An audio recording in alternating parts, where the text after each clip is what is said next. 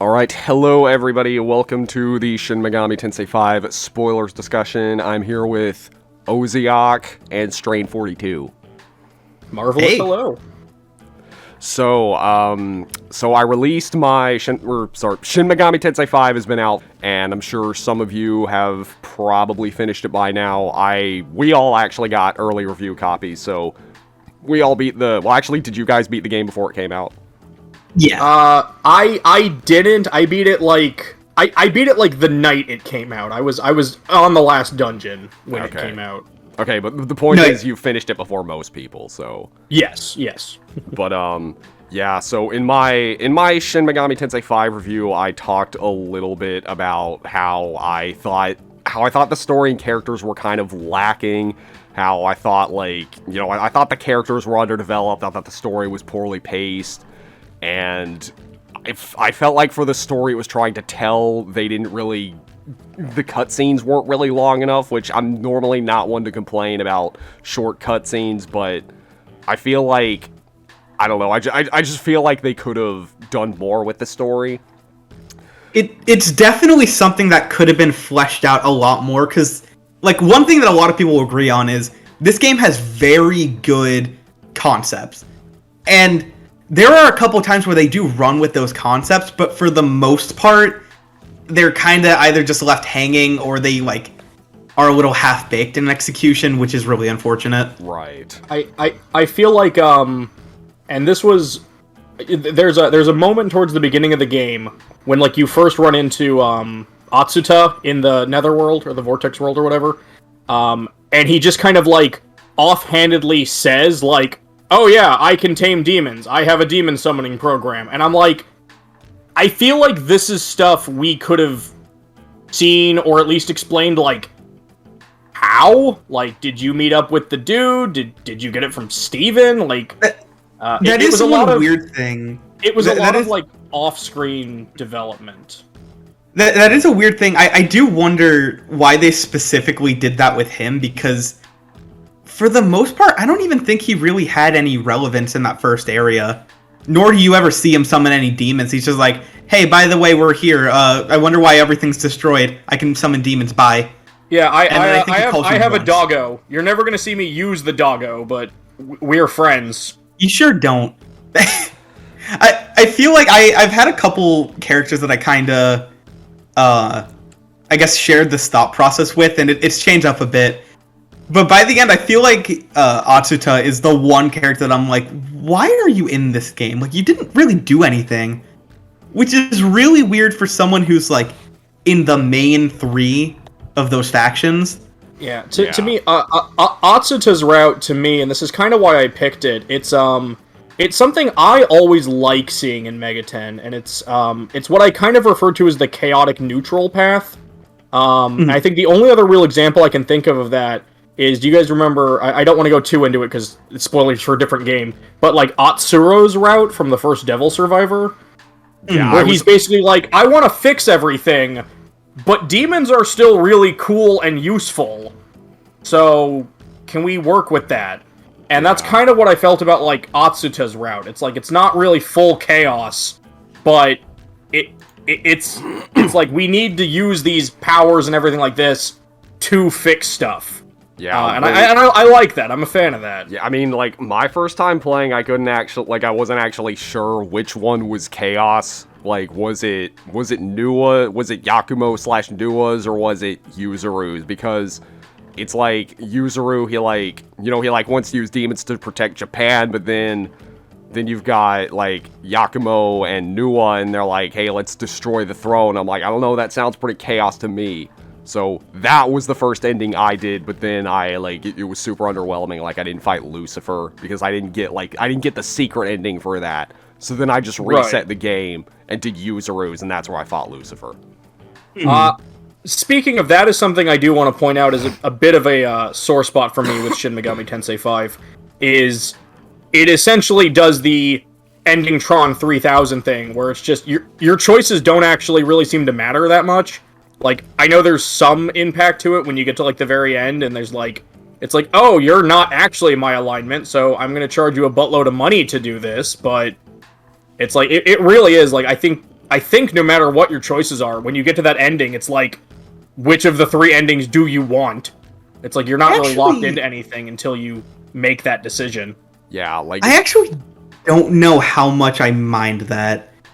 'Cause it's kind of like a double-edged blade, where on one hand, that kind of has its benefits, where if you do want to go a certain route, it is very clear to you.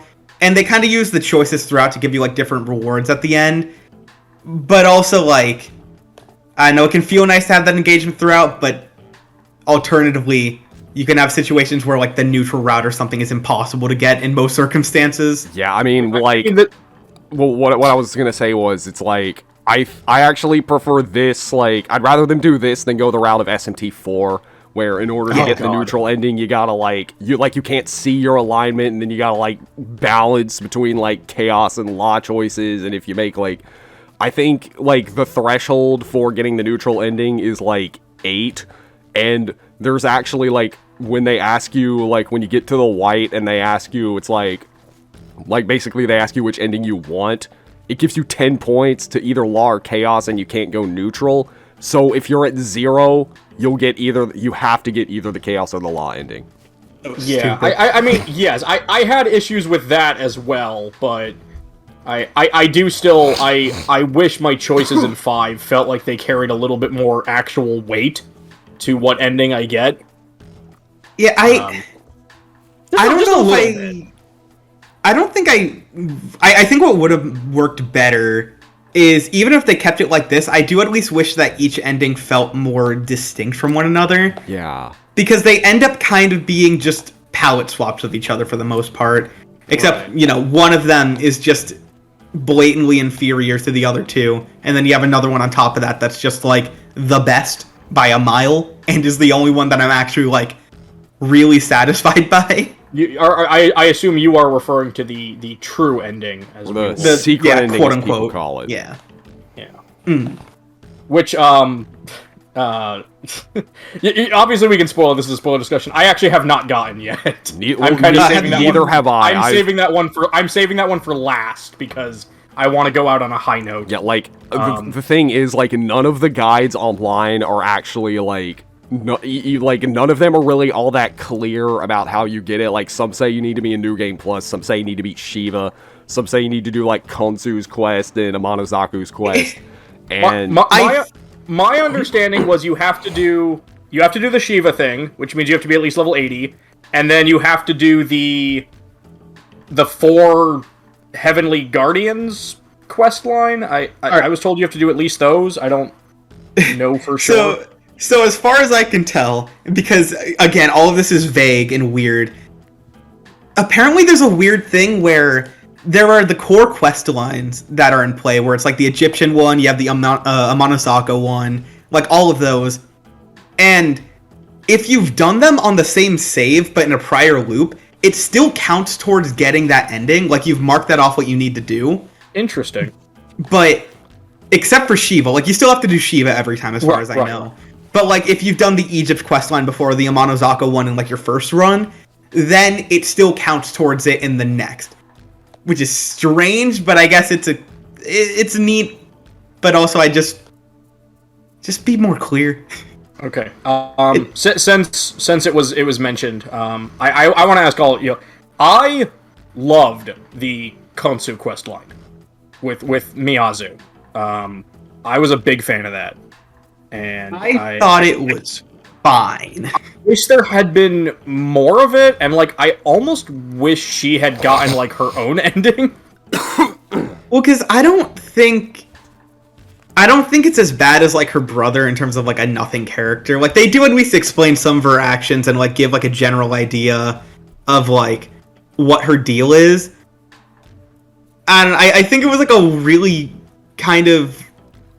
It's not anticlimactic. It's just kind of whatever to me on the side. I'm like, okay, it's like a neat little quest line, but... It kind of is anticlimactic, and that's kind of why I'm saying I wish they'd done a little more with it. It's kind of like Nozomi's quest line in the original SMT4. Oh, yeah, where it's like, well, you're done! Thanks! Yeah. Well, because one of my biggest wishes with the game, which I don't know if you guys agree with this, but with how the plot kind of leaps from, like, the third area to the fourth, to me, it really felt like this game could have used like one more big area in between to like, whether it's like fleshing out the different branches of Bethel and giving like more into those, or like actually giving us a little more characterization, giving a more natural evolution for Dazai, which that's a whole other can of worms. I just feel like there was a lot of breathing room that could have been used specifically between those areas that just was not there. It does feel like they, like after you get to the summit, it's like pretty much as soon as you meet the other heads of Bethel, you're headed off to that final area to kill them. Like, it's, it would have been nice to get a little more, like what are their plans? What are they actually doing? Why aren't they fighting each other? Why are they just sitting here waiting for us to come fight them? Like... Well, because I do like that, at least when you go to fight them, they each do have, like, distinct enough, I guess, reasons for why they're doing what they're doing, and, like, different philosophies about it. I think they did that well enough. Don't think about it. But there just could have been more. That just kind of rings true for the entire game's story. Yeah, I remember, because what is, like, okay, to be fair, a lot of these quests are pretty long, obviously, but like it actually really surprised me when I was at like the end of the game and I was looking through my like quest log, and it's like there's really only like 9 main quests in the entire game. It's like like when you're leveled enough and you can just kind of go through it, it's like it's not actually that long of a game. It's like and it's like I do wish they could have fleshed things out a little bit more with some of these characters, especially with the demon characters. Like, the whole thing, like, Lamu and, oh god, what was her name? Sohiro, or whatever? Sahori. Starts with an I. Her last name starts with an I. Sahori, yeah. I loved that. I actually really liked, they showed, like, actual interaction between, like, we met Lamu before he met her, I felt like Lamu had this, like, interesting kind of exploration with a little bit more with his character and with that character, and then it's and then I feel like we don't really see much more of that afterwards. Like it seems like they were it almost kind of like when they were doing this, it's like, you know, when you get out of like I guess like when you get out of the other Tokyo and then you come back, it almost feels like a Devil Summoner game with that whole like you're part of Bethel now and we're trying to protect Tokyo, and then Lamu shows up, and this is going to be like your first mission, but then after that, it just kind of goes back to being a normal mainline game. Right. That's the thing, because it ends up, in the moment, like, I find that second area's plot, like, really engaging, and, like, you know, that's where most of their, like, character writing is running at full cylinders, and they're trying to go a lot heavier with the characterization, and then once you actually beat it, like, after the fact, if you look back, you're like, oh, that entire second area was just an elongated way of explaining what a Nahobino is. Yeah, kinda. Yeah, it doesn't really have any other impact unless you, I guess, want to count the stuff with Tau. Yeah, but I mean, like, kind of explaining what a Nahobino was, like, because I still refer to the protagonist just as Nahobino, because I don't know what else to call him. I named him Mountain Dew in my playthrough. But, well, I named him Yamasuyu, which is Japanese for Mountain Dew. But I am a huge fan in video games of when you are fighting someone who has the same powers that you do. So when they kind of started explaining that, like, oh, other people can become Nahobino, they just have to find the god that fits to their knowledge, I was really excited that we were going to get to fight, like, other Nahobino that in some way like kind of resemble our Nahobino, which kind of, I guess, spoilers for the end when you see most of the other characters all Nahobino'd out.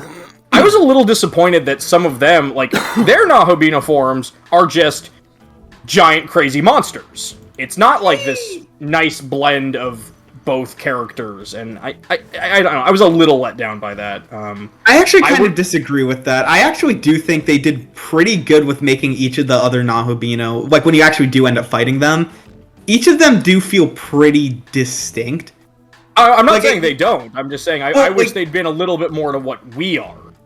Because if I can at least give one credit to the neutral ending where you ultimately just don't even get like a proper final boss, I do at least think that fighting Tsukiyami, like, that is a pretty cool Nahobino design, and it feels much more in line with, you're literally fighting Aogami's brother mixed with another knowledge person, and that one is much more humanoid, much more your size. That one was good. I did like that one. I was mostly thinking because like the first one I fought was Dazai, and disappointingly, I personally thought Dazai was one of the most fleshed out characters in the entire game, for better or worse.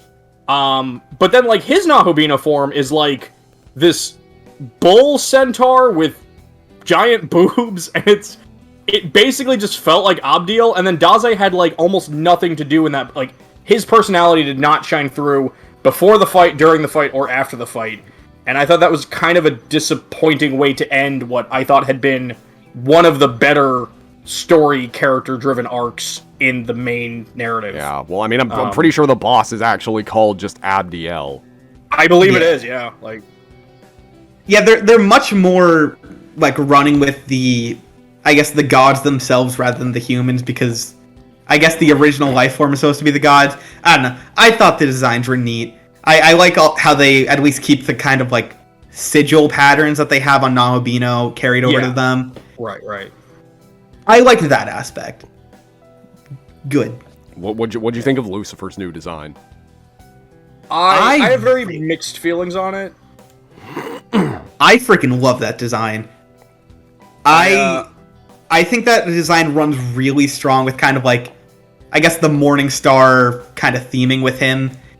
Even if you do like the proper ending, like if you want to call it the proper ending, literally gets a Morning Star attack with it. But just like, I like how it does just feel like a scaled down, more pure version of his gigantic demonic form. Kind of going the lore of, him being cast out or whatever, or being like... I think it was a really good interpretation of Lucifer. Good on you, Doi. I liked that, I don't necessarily know if this was Doi's intention. I kind of liked that, it almost gave me, like, kind of like almost Metatron vibes. Mm-hmm. And I liked that it kind of felt more in theme with that. I liked the idea of these higher classification of angels, even a fallen angel, kind of having that almost mechanical self to it. I think the only part about it that felt a little strange to me, and I'm not saying this was their intention at all, but my understanding, please correct me if I'm wrong here, is this is the Lucifer from Nocturne, right? Like, Shin Megami Tensei 5 acknowledges that the conception was 18 years ago when Nocturne came out. Like, this is the same Lucifer, correct? Like, I'm not... Presumably. Right. So, the thing that threw me a little off is we go into the realm between heaven and earth. For some reason, Tao does not come with us. I don't know why she decided to just stay behind, but we go there, and we're face-to-face with Lucifer, and he's just like, okay, now, look at my true form! And I thought that was like not necessarily a dig, but it was kind of weird to have this, like, very iconic demon in MegaTen, and then go like, no, this is what I actually look like. Not in a bad way, it just made me laugh a little bit. Well, no, I kind of see it the other way, because, like you said, Lucifer is a very iconic design, and I think maybe to kind of, like, balance it out with newer fans, it might have been neat if we got to fight that, like, proper Lucifer, like, first. But I do think it's cool, obviously, the new game, give us a new, like, final boss design, so it's not just Nocturne again. Oh, sure. But also, like, I do like the idea of, because you finally ascended to that godly status of you're a Nahobino, it's like, oh, finally, someone who can really see what, like, our kind is supposed to look like when we're not just being, like, I guess, separated by God, in this case. Right, because it is cool to see a proper classic Lucifer. Right, like, because it's supposed to be like all of the demons. I believe it's like these are essentially the forms that God gave them. So Lucifer is more like, this is my actual form, not dictated by God, which is kind of cool. Like I'm not saying it's a bad thing. Just and design wise, for the most part, I don't know if I have anything that really bugs me. I think Doi did really good in that aspect. Doi did a very good job with this one. I felt like some of his designs from previous titles were a little bit weaker. I feel like most of his designs in this one have been pretty strong. Do you all have a personal favorite design? Like top two or something? My personal favorite design is the Hydra, mainly just because I'm a big Alien fan, and his design kind of reminds me of the Xenomorph. They did a great job with Hydra. I think I talked about this I did a ranking of most of the new demons. I left out the spoiler ones, like Lucifer, for example, but I loved Hydra's, like, human teeth. Yeah, Hydra's really good. I have a soft spot for Mononagel. Like, the second I saw that revealed in, like, all their animations, I was like, this is top tier. Mononagel is great. She is one of my favorites. I love that, like, horror-themed demons, and it's very true to her mythology as well, which is, I love seeing. I also do, as, like, I guess different as it is from just, like, a normal demon, I do really like Abdiel's design. I think that is another, like, really good example of just, like, showing a higher-up angel that feels distinct and not just, like, we're doing another Michael or Metatron again. Yeah. Regular or fallen form? Oh, actually, I love the fallen form. I mean, that one looks like really straight out of Diablo. Okay, I'll be honest, I don't really like Abdiel's design because it's like, they went with Lady Gaga again. Oh, okay, that is fair. Hey, she's born that way. I know. Oh, man. Yeah, but the fallen form just looks straight out of Diablo, and I adored that. That transformation also was freaky. That was a great cutscene. Yeah. I think my oh, sorry. I had my stepbrother, who's like 6 or 7, walked in while that scene was happening, and we were telling him, like, it's a mature game, you can't watch this. And my brother jokingly said, my older brother was also there, he's like, you gotta look away, something scary is gonna happen. And the second he said that, neither of us realized that her head was about to split open. Oh, so the second that happened, we're like, okay, yeah, no, get out, kid. Get out, he will be traumatized. That was a great cutscene, though. I love that transformation. My favorite, because I am a dork. I mean, I have the Mothman plushie. I love like cute demons. I love Advaris or whatever, however you pronounce that little chicken dragon. I love him so much. He is super fun. And Khonsu Ra is I left him out of my video because it felt a little too spoilery, but I loved Khonsu's Ra design. I like with like the hawk. Did much for me. He was just kind of like, he just kind of had a fish on his head. Yeah. Maybe I'm mistaken. I don't remember it being anything too crazy. He had like, it was like the hawk mask, but then like also like, for lack of a better term, almost like a Cobra Commando mask. Maybe. I don't know. It kind of worked like, it almost looked like he had like two different faces, like the hawk face and the human face, but the human face was like covered. I don't know. I really liked it. I thought the designs and color schemes worked really well with it. And more power to you. Yeah. What do you guys think of what do you guys think of like Tao's like goddess design or whatever? I thought it was fine. Again, that's kind of what I was saying earlier. It's like I like seeing people that have similar powers to you. So obviously, like I don't believe her form was specifically a Nahobino, because I think she's referred to as like a Panagia or something. Yeah. But I liked the design of it. I think the only thing that really threw me off though was when you read her like demonic compendium description. It's like all personality from her human form is gone, and I was just like, what personality? It is? Like she's not that different. Like yeah, it'd be fun if like the real Tao had been a little like bratty or something, but like it's pretty much as soon as you meet her, she's still like, it was like, hello, brethren. It's like, I am the savior of Bethel. It's like, please come. I'm just like, you really aren't that different. Like, yeah, she's just kind of milquetoast. Also, am I the only one that noticed that she looks kind of like Aegis? Yeah, with like the bright blue eyes. Well, also like the whole like, like the bodysuit and the like thing wrapping around her neck. Yeah, she did just kind of embody that whole robotic design, which I did like. The later design she gets once you actually get to the throne. Yeah, I thought that was neat. That one was better. I was really hoping when you go to fight Lucifer that like that version would join our party. Well, but instead it's like, no, she left your party. Well, that's the weird thing, because I kind of wish that in the neutral ending where you choose to destroy the throne, I don't see why we couldn't have fought them. like, we use them. We know they're capable of fighting, and, like, that design of theirs is not used anywhere else. So, like, instead of just giving us fewer bosses, at least make that one final challenge so that, you know, try to stop you from destroying the throne. Yeah. But no, it's just like, are you gonna do this? Yeah. Crap, and then she walks away. It's like, well, I'm not gonna stop you, but I'm not gonna support you either.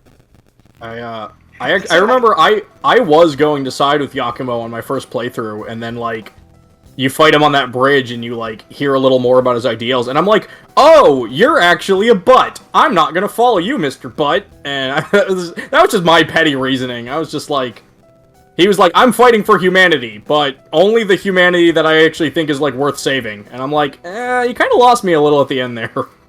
Do you think it is neat, like, they're really, like, we say there's a true ending, like with the secret one, but in reality, like, there isn't really a good, pleasant ending. Like, regardless of what path you go down, something wrong is going on. Yeah. Those ending cutscenes basically always go like, it's like, and so you did the thing, and things were good for a while, but then they weren't because, you know...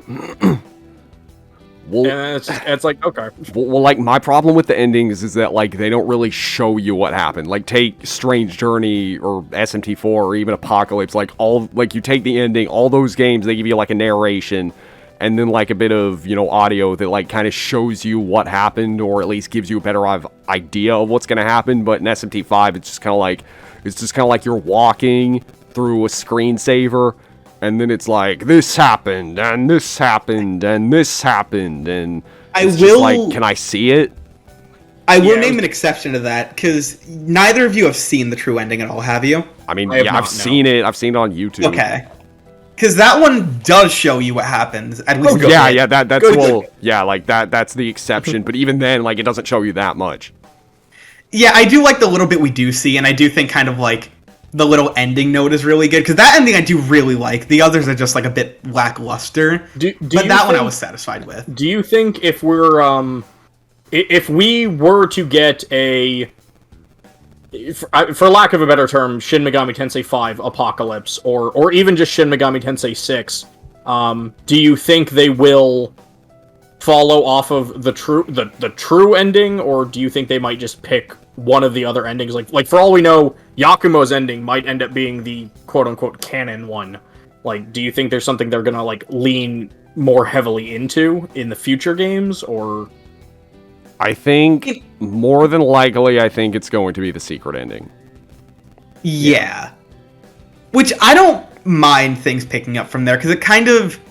It's not that nothing matters by the end of it, but it is left as a little bit of a blank slate to go, like, in any direction. Oh, sure. And I would not mind seeing things go from that, because obviously you haven't seen it yet.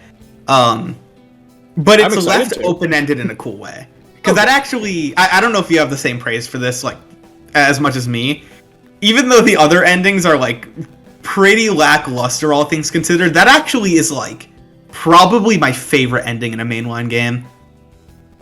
Like, I think that true ending is executed really well. I actually don't know what my favorite ending is in...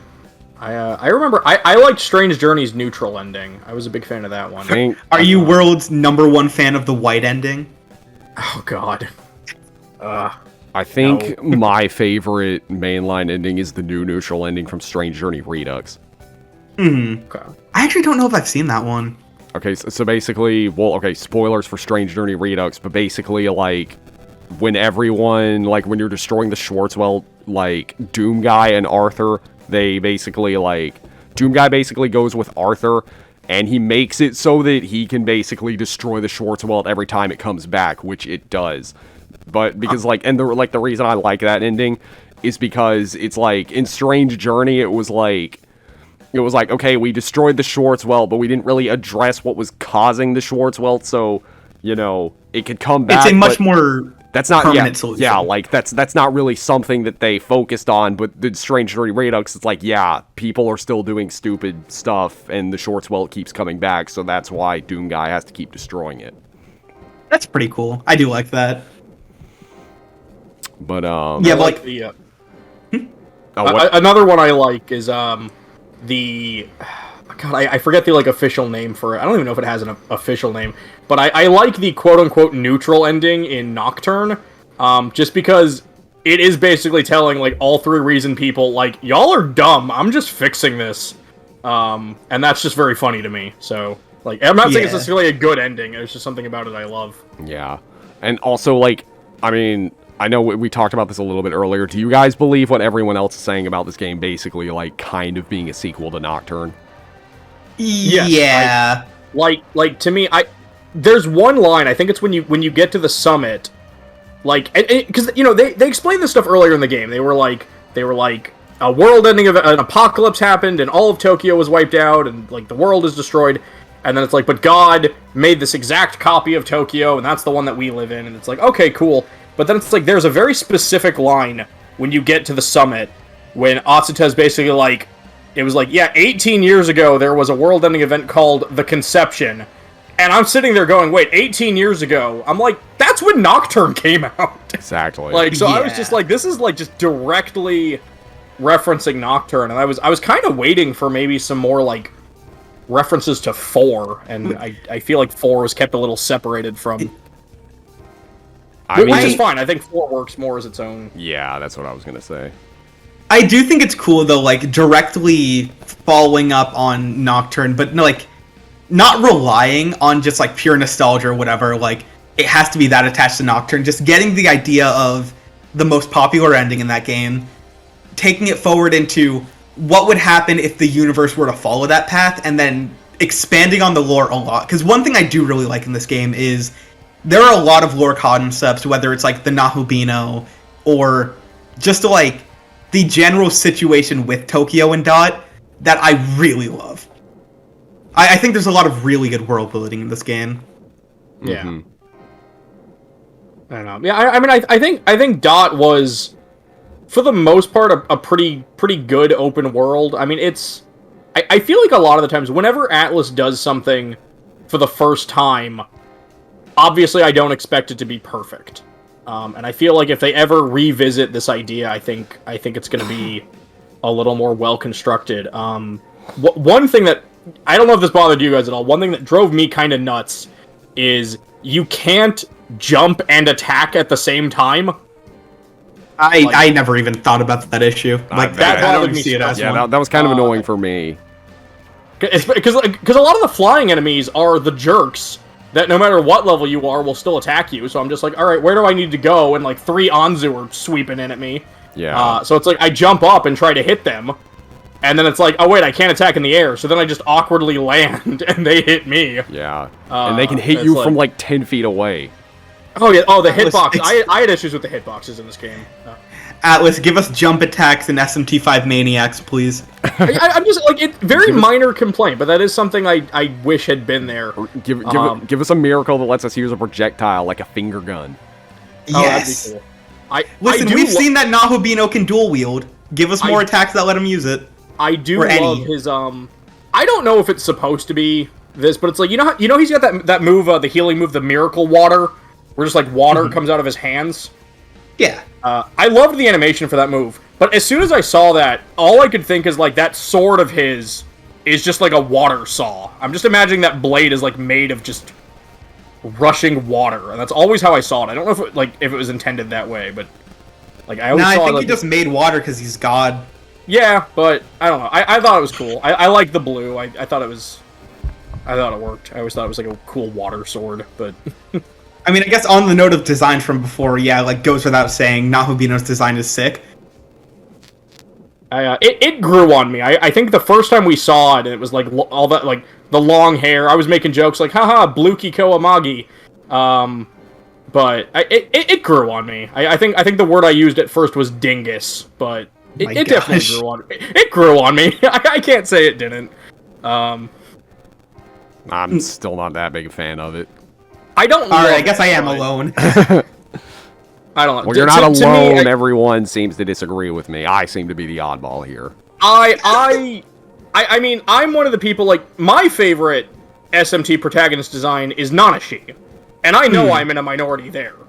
So I'm fully willing to admit that I just tend to be very contrarian. Listen, some people like their crazy neon warriors. Other people just want a car mechanic. You know, it's different strokes. I like Flynn and Nanashi. I think they both worked really well for different things, but SMT in general has pretty good designs for its pro tags. Yeah. I would say overall. My favorite protagonist design is probably the SMT1 protagonist. Yeah. That's do you like a really good simple one. I was gonna say, do you like him more when he's just kind of like in quote-unquote normal dude mode, or when he like gets his cyberpunk gear and kind of loads up with that? I like both. Okay. I actually forget what that one looks like. He just kind of like slaps like a toaster on his chest, and yeah. But it's not bad. I'm not dissing it. It's not a bad design. It's just I just love that it's like he doesn't get like a full suit or anything. He is just very clearly wearing his normal clothes, and then he just has like a little chest plate, and like I think he's got like an eye goggle, and like it's not bad at all. But it's just very funny to me that he just has his normal clothes on under it. Yeah. Well, there is one character I don't think we've talked much about. What'd you guys think of Tao? I know I made that joke earlier about like what personality. I honestly thought she was pretty bland. Very bland. One of the every SMT game has a heroine in it. I don't think Tao was one of the stronger ones. Yeah. I don't hate her. Nothing about her made me dislike her. I like that she actually joins you as like a party member for that big chunk towards the end. I liked her Panagia form. But yeah, I felt like they could have done a bit more with her personality, especially since, like I said earlier, her Panagia form, I keep wanting to say demonic form, it's really not. Her Panagia self, they went out of their way to like specify like all traces of her human personality had been lost, and I'm like, where was this human personality throughout the rest of the game? Because I would have loved to have seen more of that. Like, but she's fine. Just very, very neutral character. Well, because I had a situation in my experience where, you know, she gets introduced. We don't really see much of her like at the very start.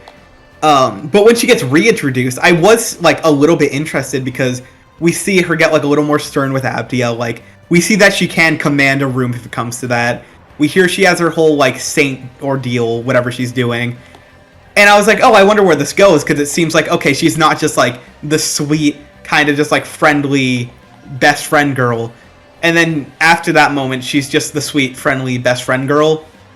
And then she dies. Yeah, and then she gets stabbed, like... And then, yeah, it is exacerbated, because once she comes back as, like, her angel form, or goddess, whatever, like... It's saying that her personality is completely shifted didn't track. It was about the same. Yeah, she really wasn't all that different, but yeah, speaking of the girls and their different forms, I kind of want to go back to like Mahiru a little bit. Not Mahiru. Oh god, I like the character. I just keep forgetting her name. Okay, yeah. Sorry, Mahiru's from Danganronpa. Miyazu. So at the end of her quest line with Konsu and everything, they kind of explain like, you know, Konsu. I'm a little unclear on all the details, but it's like basically it's like Konsu gave up his godhood to make her a pharaoh and like basically immortalize her in mythology, essentially. So she like becomes the pharaoh basically, and then it's I really liked that they used that as sort of an explanation for why certain demons are just mythological figures, like why we can have Cleopatra, why we can have Yoshitsune, why we can have Jeanne d'Arc, even though Jeanne d'Arc's not in that game. But it's like why we can have these real figures as quote unquote demons. I really liked that aspect, but I was really hoping, and again, kind of going to what we said earlier with it being anticlimactic, I was really hoping we would get to, like, see her pharaoh design, I guess is what I'm leaning towards. Like, I would have loved to have seen her also get a transformation of sorts. Sort of definitely. Akin to Tao.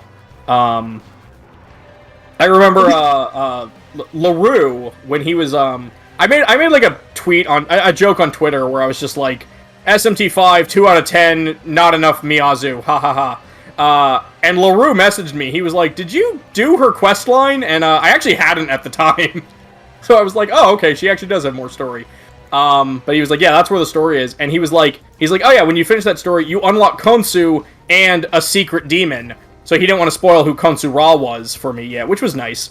But I was really hoping, like when I was reading the story and everything, I was really hoping that secret demon was going to be Mahiru's like, or not Mahiru, Miyazu. Miyazu's, thank you. It's like, I know it's wrong and that's why it's in my head now. Her Pharaoh form, I think would have been a really cool addition to the game. I would have used like all my incenses on her and all my like raise ability things on her. Because I think I even made my own joke about like, yeah, Miyazu doesn't really do anything in the plot, and like people did message me. They're like, oh, clearly you didn't do the Konsu quest line. I'm like, no, I did. It's like even it's like even in that she doesn't really do that much. She doesn't do a lot in that. It's like, yeah, you get almost, a little more, but almost everything about her character is told to you by someone else in exposition. Like, yeah. I think she had about 5 lines where she's like, I want to be a doctor because I want to live life to the fullest and help others. I'm like, okay. Yeah, I'm like, you're a good person, but that's really all I can say about you. And that's why I would have liked to have seen more of you, because you have a very nice design and you're adorable. But I want to see she could have been part of the main plot. Yeah. I am surprised though, like, you mentioned that we kind of held off on mentioning Tao. I'm actually shocked that we basically have not actually discussed Dazai. Yeah. We just kind of generally I felt like we were kind of saving that. Yeah, that's actually what I was going to ask next. Yeah.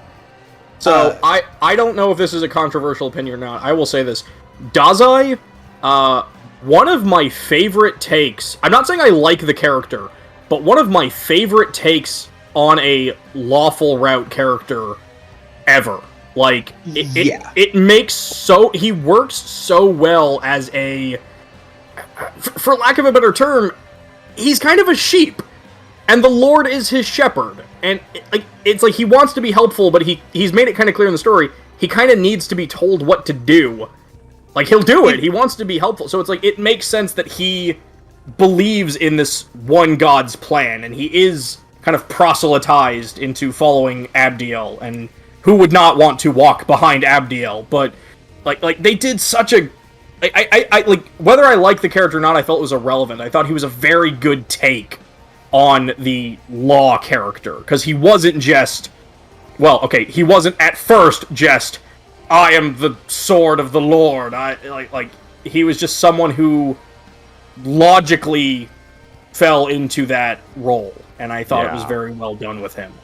Yeah, like, if you can get past the fact of him going, like, full Virgil mode at the end, like, which is cheesy, but, like, if you can get past that, his actual character arc and, like, what they do with him, generally across the board is, like, it's one of the few things in the story that I feel like is consistently really good. Yeah. Yeah, and the thing is, when you see Dazai in the beginning of the game, most people probably didn't think this guy's going to be the law hero. Yeah, I think most people kind of realized it when he, like, first walked up to Abdiel and he's like, hey, can you train me and stuff? That's kind of when you're starting seeing the seeds of that. But yeah, like, I didn't think he was going to be the law character from the start. Well, because like, before the game came out, I was kind of like, I had my fingers crossed. I'm like, please make him the law rep, so it's not just like, it's the delinquent, he's going to be the crazy boy. And I think they did do really good with that, where kind of getting that, like, quote-unquote delinquent energy of just, he doesn't know how to, like, make a decision in his life that he'll be satisfied with or anyone else will be. Doesn't know what to do. Everything he does, he feels like is wrong. And trying to find answers in a higher power who aspires him is a really good way of kind of portraying that, like, downward spiral into what eventually just becomes, like, zealotry. Oh, for sure. And then he takes off the hat and has Kazuma Kiryu hair. And just... Yeah.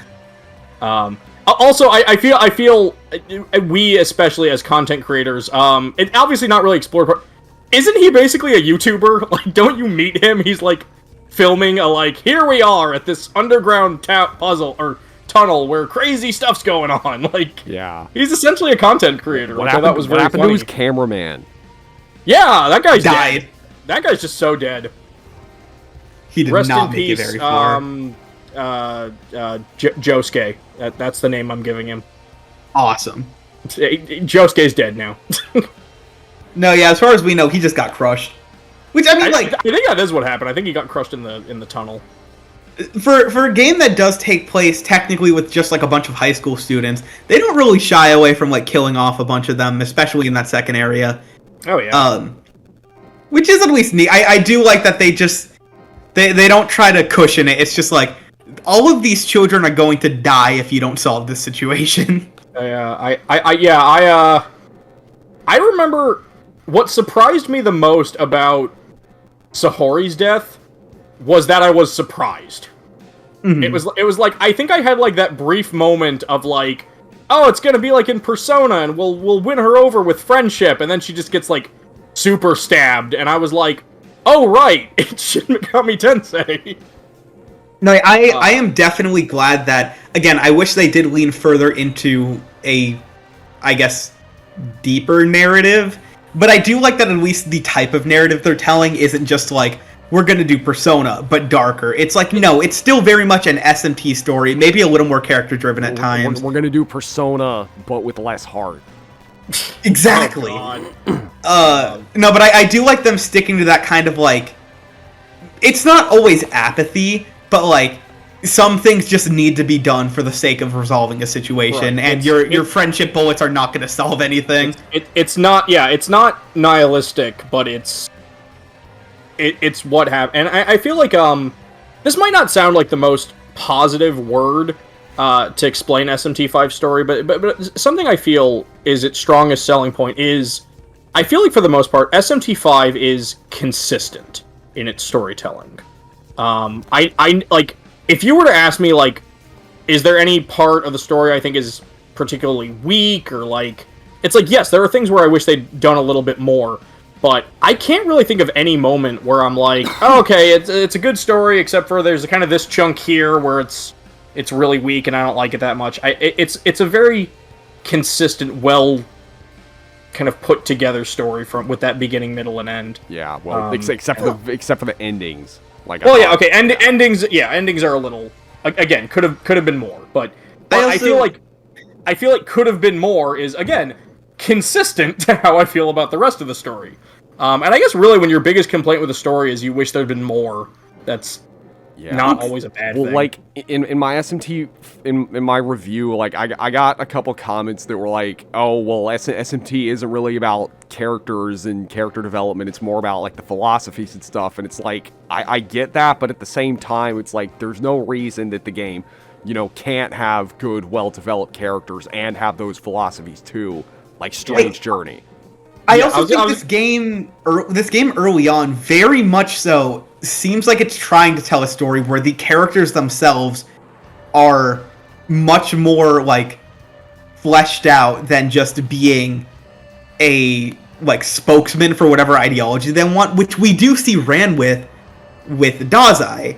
So, like, if I do see that potential in the game and do see places where they succeed at that, like, I get the stereotype of, oh, SMT characters, whatever, like, it's not about the characters, but there are good characters, so if other characters are falling flat, it's hard to just excuse that. It's noticeable. Yeah, like, I feel like, yeah, anytime someone tries to give me the, like, oh, SMT isn't about the characters, my two kind of comebacks for that are, one, SMT4 and Strange Journey, I think both had fantastic characters.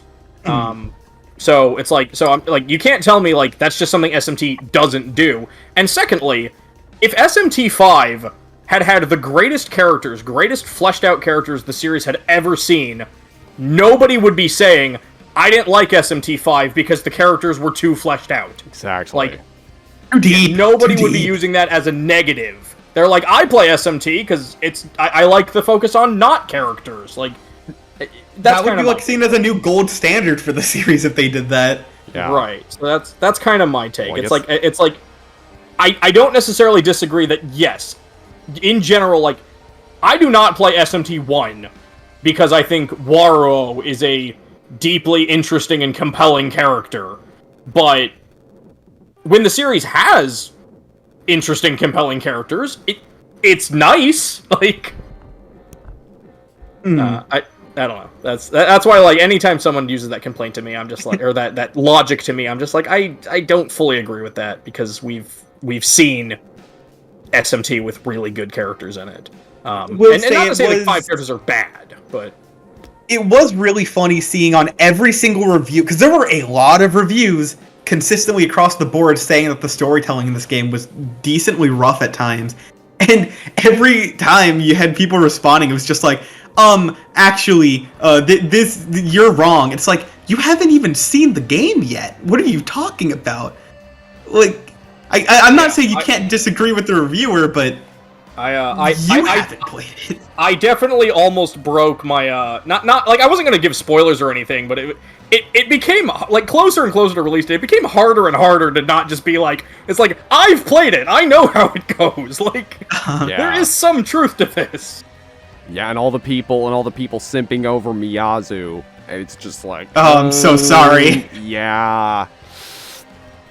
She's one of those characters. Okay, I feel bad because I did make a tweet early on, like, a bit after release, where I was like, yeah, no, Miyazu doesn't do anything. And then someone, like, people got mad at me. They're like, why are you spoiling it? I'm like, I didn't say anything. Also, what is there to spoil? I as a self-proclaimed Miyazu simp who keeps forgetting her name, at the very least, I can say I'm happy the game did not do anything to make me dislike her. That is probably the best because there are characters where I'm just like, it's like, I hate that I like you, because I don't actually like you that much. So the fact that at the end of the game, it's like, okay, they didn't do a lot with her, but I don't hate her, is probably the best I could hope for. Miyazu gets a slanted thumbs up from me, and that's about the praise I'll give her. Yeah. I would have had way nicer things to say about her if we'd gotten to see her Pharaoh form. I think that would have been way cooler. I don't think that would have done anything for me, I'm gonna be real. It would have done a lot for me, and that's enough. No. Hey, fair enough. Yeah. But yeah, they could have done more with her.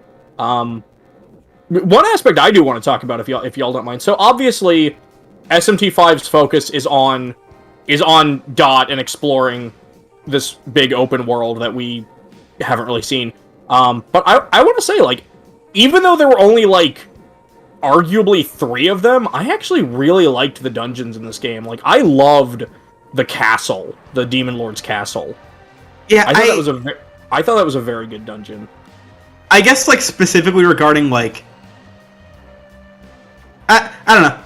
I thought that the second dungeon was really good. Like you said, the Demon Castle was good. The first one I thought looked nice, but was very linear and, like, scripted. But I kind of get it. It's like, you're talking the school, right? Yeah. Not a fantastic dungeon there. I will say this, though. Probably my favorite song in the entire soundtrack. That is a really good song. That was a great song. Every single dungeon had really good music. I do wish that... Really good music, in my opinion. Banger soundtrack. Like, which one did? The whole game. Oh, the whole game. Okay. Yeah, for the most part, pretty good. I do wish that final dungeon, the temple or whatever, like, the gimmick actually... They, like, did something with it. The time freezing one? Yeah, there's, like, one kind of puzzle where it's just, like... I was like, oh, okay, they're finally giving me something to do with the mechanic, and then the dungeon was over. Yeah. And I was like, oh, alright, well, guess I'm out of here. I liked that in that one. It's like, I liked the time freezing mechanic. I do wish they'd made a little more puzzles with it. I like that they used the demons themselves as a bit of puzzle, like the Chio that, like, when they see you, they rush towards you to the other side, and you kind of like... I liked the use of demons in the puzzles themselves. Or and you got like the Matas that just kind of stand there in a diagonal line. Yeah. Yeah, but, like, the few amount of dungeons this game had, I felt like each one at least had, like, a couple things that I was really into. Right. That, like, I didn't dislike any of it. Like, none of the, like, areas to explore in general I had, like, proper issues with. I either liked them or loved them. 90% of Dot to me was just me going, like, how the heck do I get up there? Like... Yeah, that was... And I felt like exploring in general was just like... Yeah. The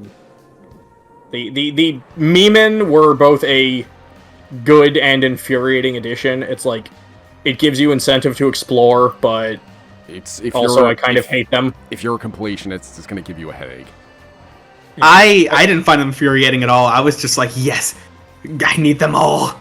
Yeah, I did not get them all. I think I got all of them in like 2 areas, and then I was just like, I just kind of want to beat the game at this point. How many were there? Like 200? Yeah, 50 per area. I think I had like 130 when I... Yeah, I was at like 100 and something. See, I'm the maniac who got all of them on my first and second run, so I guess that kind of shows the difference. Where I was like, I want the rewards, and also I like reading all their little text. What? Yeah, their text was fun. I like their dialogue. There's one I like...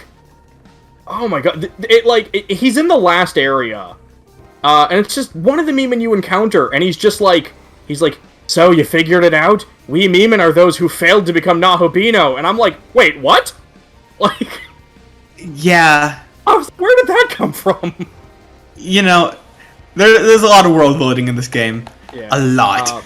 Okay, speaking of the meme, and I highest praise I want to give right now is the character Gustav, my favorite voice actor in the entire game. I loved Gustav's voice. He was so good. I'm always a big fan of those, like, kind of creepy, happy voices, and I thought Gustav did a fantastic job. Yeah, and he's a shot. I say Gustav as if he was the actor, but I do think the voice work is really good. People seem to adore Gustav. I liked him, but people are like adoring him, and I'm like, he was chill. He was very loud. I quote him a lot.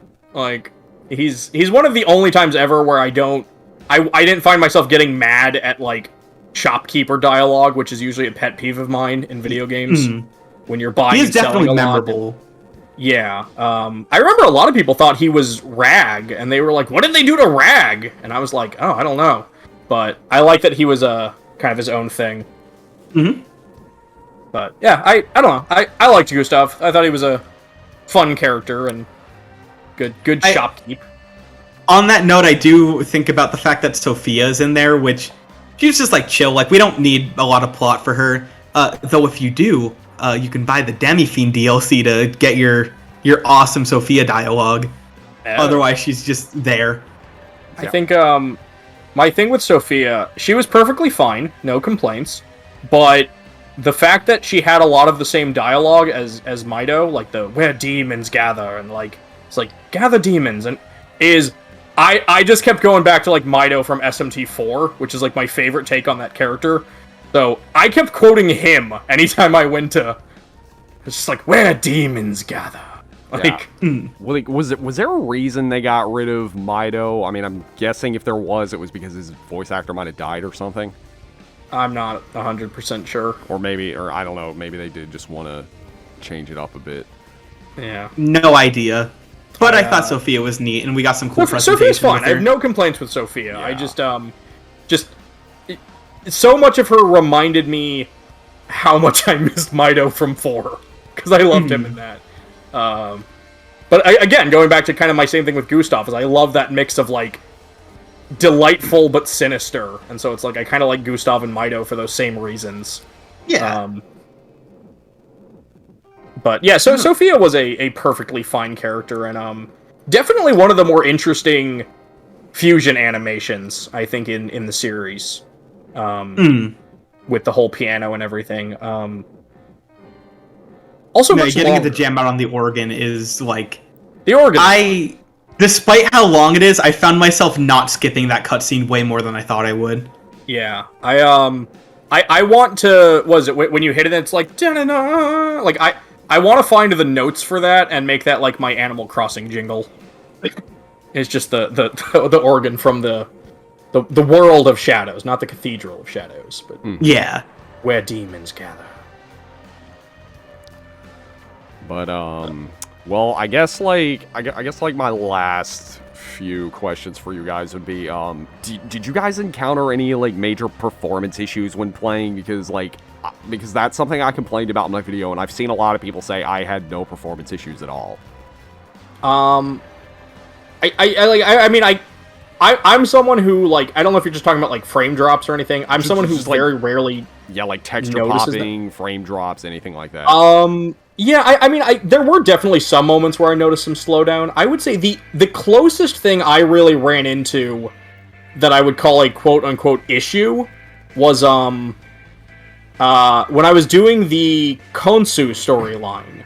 And it's like, you fight Konsu, and then it's like, you do one of the other quests, and then it's like, ISIS is supposed to give you a quest kind of near where you fought Konsu. Do you all remember that one? Yeah.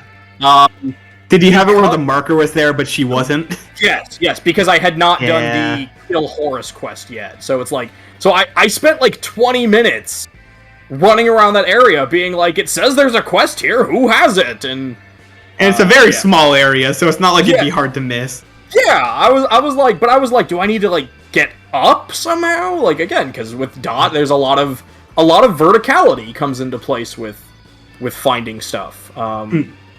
But yeah, that's probably the closest I ran into as far as like issues go. Beyond that, it was like like some frame drops and stuff, but weirdly enough, too chaotic. During my first run, I guess I had like texture pop-in issues in World of Shadows specifically, but otherwise like my performance was pretty clear across the board, other than like pop-in and I think loading into zones I'd have like a little lag spike.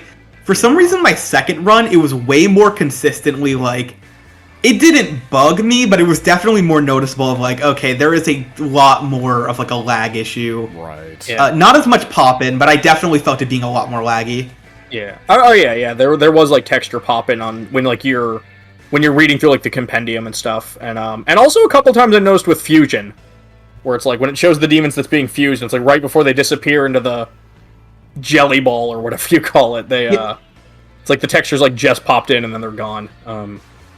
Yeah, like, but it is an accomplishment that the Switch can manage to make the games look this nice, this consistently, regardless. Overall, I think the game looks good. But yeah, it has its moments. Yeah, you guys think we'll be getting a PC port? Yeah, a PC, maybe PS4. I think I was reading that's on the table. I guess the question I have for you all is, if it does, like, are y'all gonna buy it again? Like, are you gonna buy the PC once to mod it? Or? I'll probably buy the PC port, and mainly for the mods. Okay. Yeah, I adore this game, so I'm willing to play it on friggin' whatever as long as it looks nicer. God, now I'm gonna just look like the pleb. I probably wouldn't unless they do like almost like a Dragon Quest 11 thing where it's like, if the other version is like the quote-unquote special edition, like if there's more to it, then I'll totally buy it again, but otherwise I'm kind of just happy to have my Switch version. Yeah. No, I'm just I don't usually double dip on games unless there's a very specific reason to. I'm just a little Atlus shill, so yeah, no, there goes my money. Well, that's the thing. I'm worried now people are going to be like, oh, Strain's not willing to buy the game 2 more times. He's not a real fan. You're not supporting the small independent company known as Atlus of Japan? I'm a YouTuber. I'm very poor. You guys are also YouTubers, though. I have no excuse. I'm just the club. But I guess my last question for you all would be, like, if we, like Strain mentioned this earlier, if we were to get a SMT 5, a Final or Apocalypse or Golden or whatever they call it, what would you guys want from it, if anything? Okay, go ahead. Like I kind of said before, give me another area to explore. Just like, it doesn't even have to be super big. Just like one more to kind of give me a little more wiggle room between like third and fourth. Give me like obviously more like side quests or whatever. A little bit more to flesh out each individual character, just so there's something there. And then, if you can, at least give some of the character deaths at the end that aren't Yakumo, like, any kind of dialogue, so that I can actually give a crap. Yeah, the fact that, like, my first playthrough, it's like I said, Dazai was a very well fleshed out character, and then, like, when I fought him, he's just like, I was gonna make a joke where it's like, you fight him, and then he's just like, oh, now I'm dead, but it's like, he doesn't even say that. He literally just kind of, like, just dies. Well, the weird thing about that specifically is I believe the other two actually do kind of get, like, final, like, last words before they go. But not him. Yeah. which is very odd. Yeah. So to kind of answer the question, so like if the game were to get a like the equivalent of like Nocturne Maniacs, or you know more like that. Sorry for the comparison, but like a Persona 5 Royal to SMT5. Did you just say Persona? I know. But no, like, or any other. I could have easily said TMS Encore, which would have infuriated even more people. But just a version with more content. Then yeah, I'd like to see focus on, you know, flesh out the characters a little more. More side quests for sure, because I loved how the demons actually played like roles as NPCs. I would have liked to have seen a little more with them and a little more side quests there. Have like the fact that all the Fiend stuff was DLC kind of rubbed me the wrong way, because I think I remember like when they were like, okay, the Demi Fiend is DLC. I'm like, okay, fine, because he's like a super cool boss, whatever. But then it was like, it's like the Demi Fiend. Oh yeah, and everything related to fiends is also part of this DLC. I was like, so I'm just not gonna run into them, is what you're saying. Like, I'm not gonna have that sense of fear that I cherish so much with the fiends.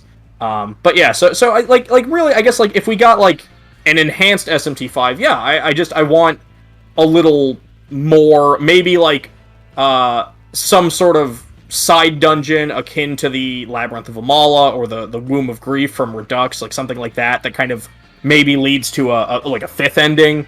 If you do that, a truer ending, I don't know. But then if they took like the Apocalypse route, then which I wouldn't really be surprised if they did, because really, like, if you think about it, you could just kind of, they could reuse a lot of the maps that they've already made. Exactly. And then yeah, make one or two new areas, fill them with new stuff, new characters, have like a new protagonist. You can kind of follow off of either one of the endings, or do kind of what Apocalypse did, where it's like the story starts kind of in the middle of the ending. It's like the ending is already in motion, but now it's going to take a different fork into the plot of this game. So something like that, I think, would be really cool. Yeah, I mean, I'd be down for either of those, like, honestly. Like, you know, one thing I really liked about Apocalypse was that it took like minor characters from the first game and made them bigger characters, like Nozomi, who was only a side quest character in 4, and Navarre, who was pretty much only relevant from the beginning, unless you did a side quest. So like they could take Miyazu and make her like more relevant. They could take they can make her a character. Well, I didn't want to harp on this again, but yes, if they do that, can we get Pharaoh Miyazu? I'm gonna keep pushing this. I really want that. But I mean, logically, that is something we would get, right? Like, this is not just me being super hopeful. That is something we would presumably get to see. Yeah. Well, I mean, actually, when you think about it, she's kind of like Nozomi with like being a fairy queen and stuff. Right. Yeah.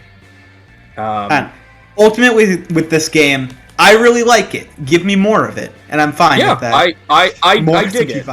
I dig it. I liked SMT5. Yeah. And it is not. It is not my favorite SMT game, but I love it, and it's my favorite. It is your favorite? Okay.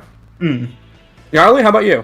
I'd say, well, I mean, it's definitely not as good as Strange Journey. I don't know how it compares to 4 or Nocturne 4 and 4 Apocalypse, but it is up there. So yeah. 4 is still probably my favorite, even though I think there are places where it lacks in gameplay. One quick thing I do want to say in 5, because on the subject of 4, one mechanic I was really sad to see gone, and I mentioned this a little on Twitter. I don't know if you guys missed this. I really miss the for lack of a better term, boss negotiations. Where it's like, I liked the fact that bosses talked during battles, and then you had like kind of choices that could, it's like give buffs or debuffs or heals, and it's like, oh, I give up, you've bested me, and it's like, well, obviously you're lying, so I'm just gonna attack you because you're full of crap. But it's like, that might be the, aha, you've fallen into my trap, and now your defense is lowered. And it's like, dingus dang it. Like, I loved that mechanic. That would have been one of various things. I was very sad to see it not in 5. And the fact that the bosses really don't talk at all in battle, negotiation or otherwise, like, I thought was a little... Another thing I found disappointing, okay, so like, you know how when you're fighting the Hydra, when you get him to like half of his health, so the phase shift. Yeah, they don't, none of that, that's the only boss where that happens. I was really hoping that would be carried over to other bosses, like, because I guess if I have to bring up Persona, like, Royal did update every single boss to be a lot more, like, involved or, like, have, like, different, like, phases to them. If we do get another version of this, it would be really nice, instead of just having every boss be an endurance test, like, add like, more depth or more, like, phases to each boss to actually make it feel like a proper challenge that scales. I was definitely really cool. I was definitely pretty challenged. Like Lamu kind of did that. Like Lamu actually kicked my butt a lot because I didn't know about essence fusion, so I was still weak to dark. Yeah, so Lamu was different though. Yeah, because that was just like you finish one fight and then they just throw you into another one you're not prepared for. I almost threw my controller when that happened because it took me like 5 or 6 tries to beat Lamu. Yeah, well, like with Lamu, you have like the 6 tentacles, and then he's weak to wind, and then you have like the single Lamu, and he's weak to wind, and then like you have like the sperm cell form, and it's. I didn't want to say it, but you said it. Yeah. That first fight is designed to just drain all of your MP, and then by the second fight, you have no way to combat him, even though he's not that hard. If he didn't have that move that like fully heals all his tentacles, he wouldn't have been that bad. But that Babylon's Curse or whatever it was called. Yeah. Yeah. But yeah, overall SMT5, good game, good spoiler discussion. Yep. You guys got anything else you want to say? Yeah, not off the top of my head. I feel like we covered it. And collect all the Memein kids. Final thoughts. The Memein are fun. They had some good moments. Yeah, I mean overall, you know, it's a great game. It's just, in my personal opinion, I think the story was a little lacking, but it's also why I'm hopeful that we'll get like a sequel successor in the style of Apocalypse.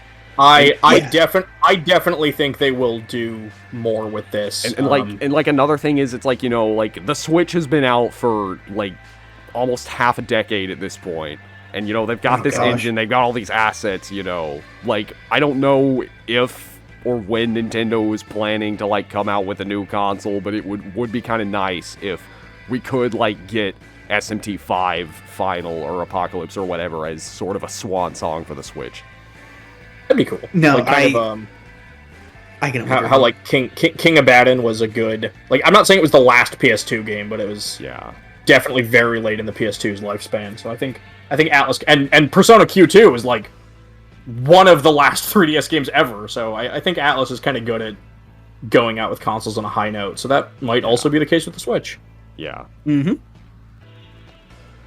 But yeah, I think that's good. I don't want the Switch to end. I love it too much. But yeah, that is going to be about it for this video. You guys want to advertise your channels or whatever? I am Oziach. You can find me by channel of the same name, if you can even spell it right. I do videos on Persona and SMT, like everyone else in this community. But yeah, subscribe if you think you want to, nerd. I'm Strain42. I primarily do I do 2 types of videos. I do the Demonic Compendium, where I discuss the mythology, design, and game history of everyone's favorite Megami Tensei demons. And then I also just kind of do videos where I talk about whatever game I feel like talking about. I've got one coming out in a week and a half or so on WarioWare, Smooth Moves for the Wii. So I just kind of talk about... Sometimes that whatever is MegaTen games. So, yeah, feel free to swing by. Cool, and I'll have everyone's links in the description. But, yeah, thank y'all for watching. Thank you guys for being on here, and I'll Thanks for having me. See y'all later. Yeah, bye, everybody. See ya.